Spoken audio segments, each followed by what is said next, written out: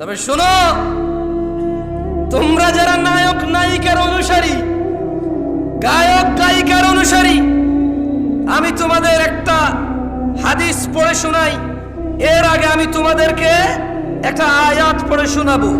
আল্লাহ বলছেন, মাইয়ুতির রাসূল, যে রাসূলের অনুসরণ করে, রাসূল যেভাবে ভালোবাসে সাল্লাল্লাহু আলাইহি ওয়াসাল্লাম, রাসূল যেভাবে ঘৃণা করে সাল্লাল্লাহু আলাইহি ওয়াসাল্লাম, তিনি সাল্লাল্লাহু আলাইহি ওয়াসাল্লামের যে অনুসরণ করে, ফাকাদ আতা আল্লাহ, যে আমার রাসূলের মতো খায়, যে আমার রাসূলের মতো পড়ে, যে আমার রাসূলের মতো ভালোবাসে, যে আমার রাসূলের মতো ঘৃণা করে সাল্লাল্লাহু আলাইহি ওয়াসাল্লাম, ফাকাদ আতা আল্লাহ,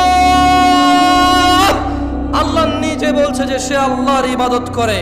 ওয়ামান তাওয়াল্লা, আর যদি কেউ রাসূলের অনুসরণ থেকে মুখ ফিরিয়ে নেয়, ওর নায়কের মতো দেখতে হবে শেভ করে, ওর গায়কের মতো দেখতে হবে শেভ করে, ওর চুল এমনি এমনি কাটবে অমুক খেলোয়াড়ের মতো দেখতে হবে।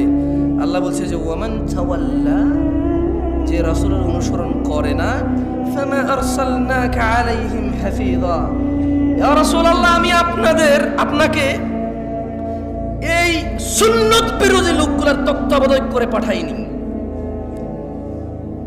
দ্বীন হচ্ছে আল্লাহর কাছে একমাত্র ইসলাম। তাহলে দ্বীন কি?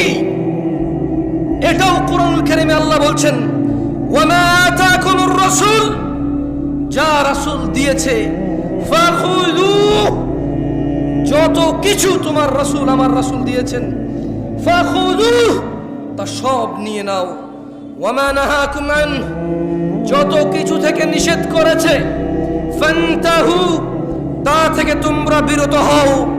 ওয়াত্তাকুল্লাহ ইয়া নাস, তোমরা আল্লাহর তাকওয়া অবলম্বন করো।